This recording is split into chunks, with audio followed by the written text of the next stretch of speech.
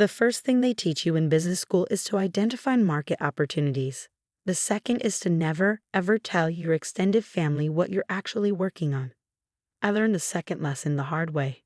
3 years ago, I left my prestigious position at Morgan Stanley to pursue what my father-in-law Gerald called a ridiculous pipe dream. My app, Secure Health, used artificial intelligence to streamline medical record systems while maintaining rigorous privacy standards. Not exactly dinner conversation material, especially in a family that measured success by corner offices and country club memberships. Data privacy in healthcare, who cares about that? Gerald had dismissed when I first explained my concept. Hospitals have been keeping records for centuries without your fancy algorithms. What Gerald didn't understand, what most people didn't understand, was that healthcare cybersecurity was about to become a multi-billion-dollar industry. I had spent 2 years at Morgan Stanley analyzing healthcare technology investments. I saw the patterns, recognized the gaping hole in the market, and knew that whoever filled it first would redefine an industry. My wife, Elaine, understood. With her background in hospital administration, she recognized the potential immediately. This could revolutionize patient data management, she'd said, eyes bright with excitement. The current systems are nightmares, expensive, clunky, vulnerable to breaches. Her support gave me the courage to make the leap. We agreed to give it 3 years, living off our savings and her income as a hospital administrator. If Secure Health hadn't gained traction by then, I'd return to corporate finance with my tail between my legs, just as her family predicted. Those 3 years were the hardest and most rewarding of my life. I assembled a small team of brilliant engineers, secured seed funding from investors who actually understood healthcare technology, and worked 18-hour days developing a platform that made patient data simultaneously more secure and more accessible to authorized users. Throughout it all, I endured the not-so-subtle digs from Elaine's family. Her father, Gerald, a retired banking executive. Her sister, Catherine, a corporate attorney, and her brother-in-law, Mark, who never tired of mentioning his executive position at a Fortune 500 company. Only Elaine's mother occasionally asked genuine questions about my work, though I suspect more out of politeness than interest. "Still playing with your computer program?" became Gerald's standard greeting at family gatherings. "How's the unemployment treating you?" Mark would smirk, conveniently ignoring that I was working harder than I ever had at Morgan Stanley. Even Catherine, who should have understood the concept of building something from the ground up, regularly suggested job openings that would provide stability and actual benefits. For 3 years, I smiled through their condescension. For 3 years, I kept the details of Secure Health's growing success to myself. The major hospital system pilot program, the glowing write-up in Healthcare Technology Review, the second round of venture funding that valued the company at $40 million. Elaine and I agreed that success would speak for itself when and if it came. Then came last Thanksgiving. The day had begun triumphantly. After months of negotiations, Meditech Global, one of the largest healthcare technology companies in the world, had made a formal acquisition offer. $300 million for Secure Health. My team would remain intact, continuing our work with expanded resources. I would serve as division president for at least 5 years. The paperwork would be finalized the following Monday. Elaine and I celebrated quietly that morning before heading to her parents' house for the traditional family Thanksgiving. We decided to share the news after dinner, wanting one last family gathering before everything changed. The meal progressed predictably. Gerald dominated the conversation with stories about his golf game and complaints about the economy. Catherine detailed her recent courtroom victory. Mark boasted about his company's stock performance, pointedly asking if I considered investing whatever savings you haven't burned through yet. When the conversation inevitably turned to my project, I gave my standard vague update. Things are moving forward. We're in discussions with some interested parties. Discussions? Gerald scoffed, carving another slice of turkey. 3 years of discussions. Meanwhile, Catherine just made partner. "We're all concerned, Michael," Catherine added with practiced sympathy. This startup phase should have produced results by now if it was viable. "Why don't we get a real job?" My father-in-law sneered, jabbing his fork in my direction.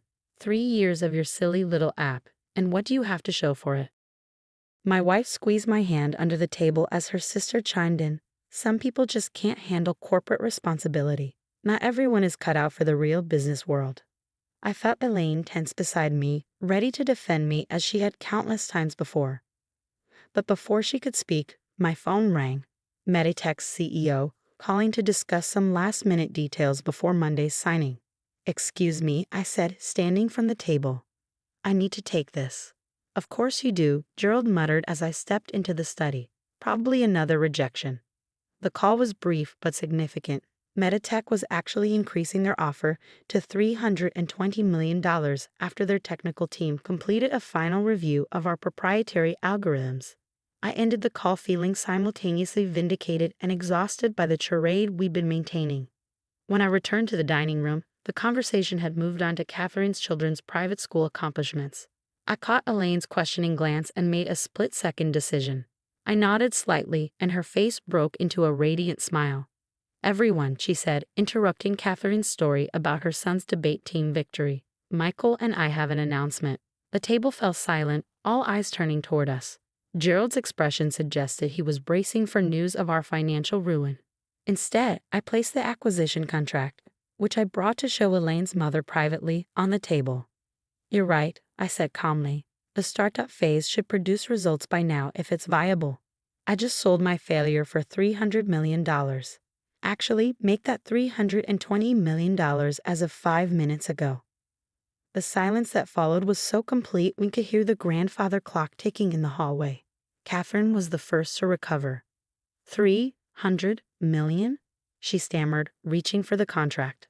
$320 million, I corrected gently, plus performance incentives. Dinner's on me next year. Gerald's face progressed through an impressive range of emotions: disbelief, shock, confusion, and finally something approaching respect. "You're serious," he managed, his voice uncharacteristically subdued. "Meditech Global."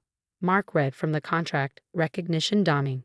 That's one of the biggest healthcare tech companies in the world." "Second largest," I confirmed. "They're making it public next week after the paperwork is finalized." Elaine's mother was the first to offer congratulations, rising to embrace both of us. "I knew you were working on something important," she said, genuine pleasure in her voice. As the news sank in, questions erupted around the table. What exactly did Secure Health do? Created a revolutionary secure platform for medical records that reduced administrative costs by 40% while enhancing privacy protection. How many employees did I have? 28 brilliant people who were now all millionaires thanks to our equity structure. Will we be moving? No, Meditech was establishing a new division headquarters in our city. Gerald, uncharacteristically quiet, finally asked the question I'd been waiting for. "Why didn't you tell us any of this was happening?" Elaine and I exchanged glances. "Would you have understood?"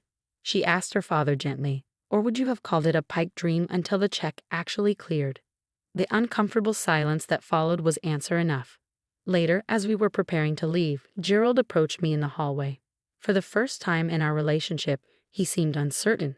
"I misjudged you," he admitted, extending his hand. "And your business?" "It's healthcare data security, Gerald," I replied, shaking his hand firmly. Not exactly thrilling dinner conversation. "I should have asked more questions," he acknowledged, "instead of making assumptions." "We all make assumptions," I said. "I assumed you'd never understand what I was trying to build." He nodded slowly. "I deserve that. But I'd like to understand now, if you're willing to explain it to me sometime." It wasn't quite an apology, but coming from Gerald, it was seismic. The ride home was quiet, Elaine's head resting on my shoulder as we processed the evening. "Are you glad we told them?" she asked. I considered the question carefully. Yes and no. Part of me wanted to keep succeeding in silence.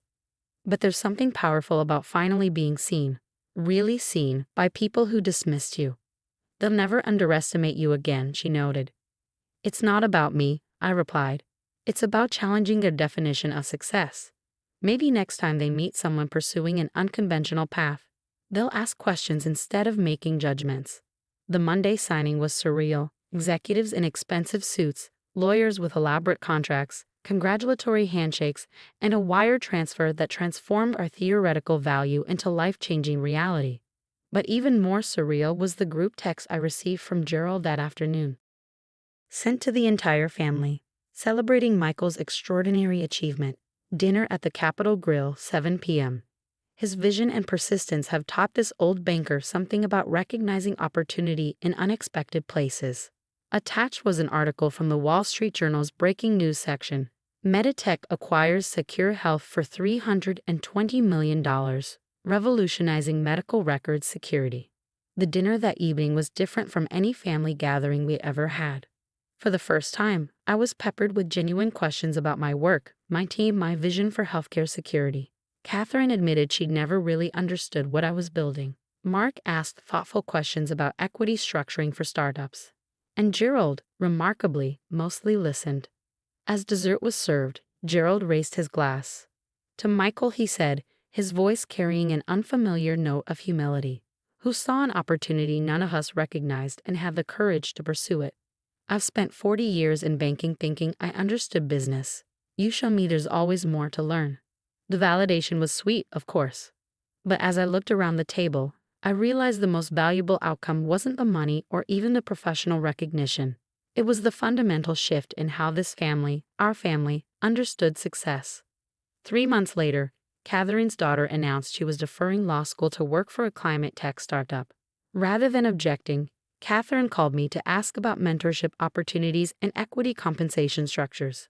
Gerald, most surprisingly of all, began investing in early-stage healthcare technology companies, leveraging his banking experience to help founders navigate growth challenges.